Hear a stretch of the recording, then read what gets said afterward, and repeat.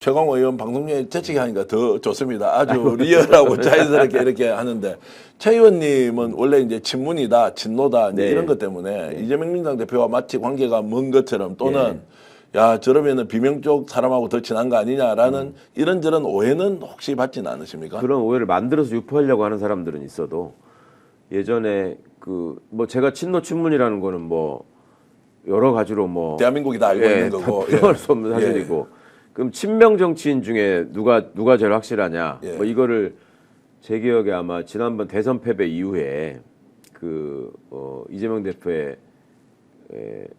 대표의 열성적인 지지자들이 그 커뮤니티 차원에서 투표를 한 걸로 알고 있습니다. 네. 그때 제가 1등이었죠. 제가 1등, 추미애 의원이 2등 이랬던 걸로 기억하는데. 근데 이제 지금도 뭐 바깥에서는 매우 객관적이고 정확하게 분석을 하셔서 이번에 이제 그 이재명 대표의 대선 가도에 정말 중요한 역할을 해야 된다는 생각을 평소에 하고 있는데 또 비명 후보들하고 잘 알고 또 친하게 지내지 않습니까? 뭐 국정운영 같이 했으니까 이런 것 저런 것 때문에 또 뭐 비판을 하는 것 아니냐라는 얘기가 들려서 이제 어떤 정치적 성향인지 한번 제가 여쭤봤습니다. 그러니까 저는 일관되게 그런 입장을 말씀드렸어요. 과거에 병립형, 연동형, 뭐 비례대표 관련한 그런 논쟁 때나 그 다음에 지금 벌어지고 있는 어떤 대선 경쟁 과정에서나 가장 중요한 것은 그 우리가 우리에게 날선 언어로 그 비수를 꽂아가지고 우리 스스로 마음의 생채기를 남기는 일은 최소화해야 된다. 그리고 아직도 우리가 그 마음을 놓지 말고 여전히 팔을 넓혀가지고 저 내란 세력을 확실하게 진압할 수 있는 압승의 길로 가야 한다. 그러려면 우리한테는 연합 정치라는 게 굉장히 필요하고 소중하다. 그리고 그런 민주 진보 개혁 세력을 다 모아내는 대표로서 이재명 후보가 자리매김할 수 있어야지 우리가 압승할 수 있다. 그런 생각이 계속 저는 이제 제 지론이자 소신이죠. 뭐 저도 100% 동의합니다. 큰 틀에서 민주진보 진영, 뭐 심지어는 합리적 보수 세력까지 국가 발전에 필요하다면 손을 잡고 가야 된다는 것. 그렇게 해서 이제 성공한 정권을 만드는 것이 가장 중요한 것이고, 그렇죠.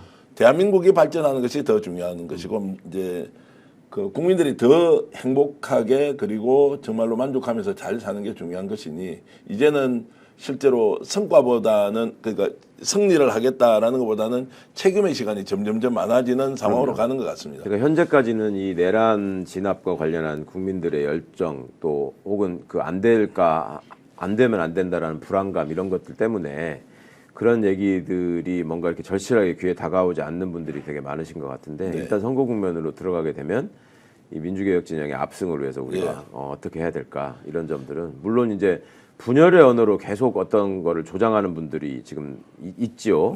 이제 그런 분들하고야 당연히 함께할 수 없는 것이고 또 검찰 개혁에 대해서 그 필요성을 부정하는 사람들하고도 함께할 수 없는 거지만 큰 맥락에서 이제 내란 세력을 진압하고 대한민국의 제대로 된 헌정 질서를 만들고 대한민국이 진정한 민주국 복지국가로 나가는데 뭐라도 정책적 연대와 협력을 할 수 있는 세력이 있으면 손을 잡아야죠.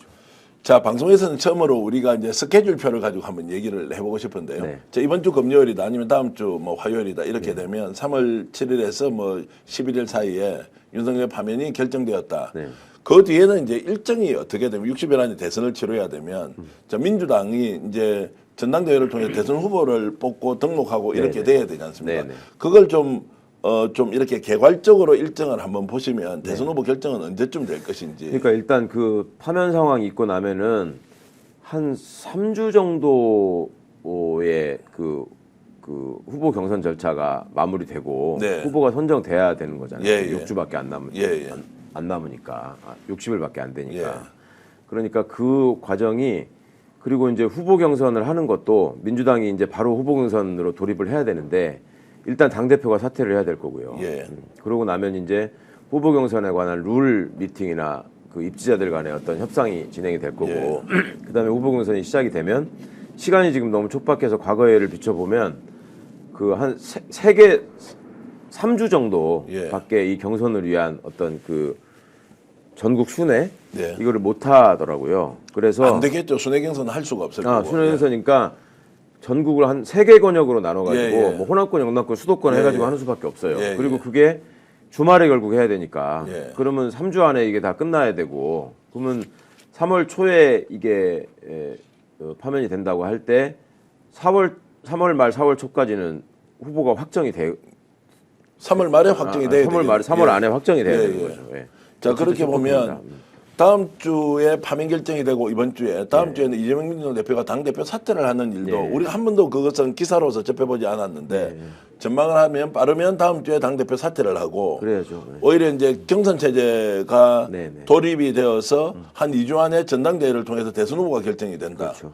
그럼 지금 현재 나오는 이야기는 당대표는 권한대행을 누가 하는 걸로 지금 가 있습니까? 아니 지금 당원상으로야 원내대표가 이제 당연적으로 이제 하셔야 되겠지만. 하게 되는 것이니까 그러면은 여기 이제 경선관리위원회 이런 것들이 또 별도로 좀 만들어져야 됩니까? 그렇겠죠. 예, 예. 아, 당대표 권한대행은 이제 박찬대 원내가 맡고 원내대표가 그리고 이제 당에 있는 선거관리 기구는 구성이 되고 네, 그렇겠죠. 그리고 3월 말까지는 대선 후보가 결정된다. 네, 네.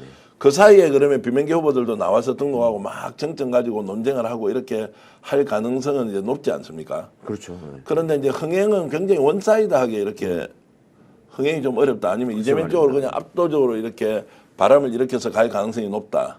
아니 일단 뭐 이재명 대표가 주도하는 경선이 될 수밖에 없는데 예. 유일한 변수가 이제 3월 말에 그 선거법 사건 2심 선고가 네, 나오면 그거 가지고 한번 흔들리느냐 마느냐의 문제가 있는데 예. 제가 볼 때 별로 흔들릴 가능성이 없다. 그런데 그러니까 뭡니까 저기 만약에 유죄 선고가 나왔다. 네. 그럴 때 이제 그거를 이유로 후보 교체론을 얘기하는 사람은 그게 오히려 플러스가 아니라 마이너스가 될 가능성이 높고 그런데 흥행 면에서는 예. 그러니까 경선에 대한 관심은 그렇게 됐을 때 오히려 언론이 민주당의 분열을 유도하기 위해서라도 더 많은 기사를 써대겠죠. 그런데 이재명 대표가 거기서 무죄가 될 가능성이 저는 훨씬 높다고 생각하거든요. 네, 예. 그러니까 무죄가 될 가능성이 저는 85% 이상이라고 생각하는데 그렇게 해서 무죄가 되면 그거는 뭐 이재명 후보가 날개를 단 거기 때문에 네. 그때는 오히려 관심도가 줄어들 수 있다. 그런 걱정은 있는데 그런 점을 염두에 두고 경쟁하려는 후보들이 네. 그때에 어떻게 주목을 끌고 민주당이 국민들로부터 관심을 잃지 않는 모습으로 갈 것인가를 함께 고민해야 되는 거죠. 유무죄 상황에 대해서는 지금 전망한다는 것은 뭐 매우 어려운 것이어서 의미가 크게 없다. 뭐 그 상황이 오면 다시 이제 해석을 하면 될 문제고, 국힘 쪽은 어떻습니까? 그러면 이렇게 짧게 이제 해야 되면 여기도 뭐 전당대회 이제를 해야 하지 않습니까? 그렇게 하면 지금 현재 이 패턴으로 가면은 김문수가 후보될 가능성이 훨씬 더 높고, 예, 예. 다른 변수가 별로 저기도 내나 똑같이 예. 한 달 안에 후보가 결정돼야 예. 되는데 그 사이에 누가 어떤 주제를 가지고 저 아스팔트 구구를 극복하고 예. 후보가 될 수 있을까요? 저는 김문수 씨가 제일 가능성이 높다고 봅니다.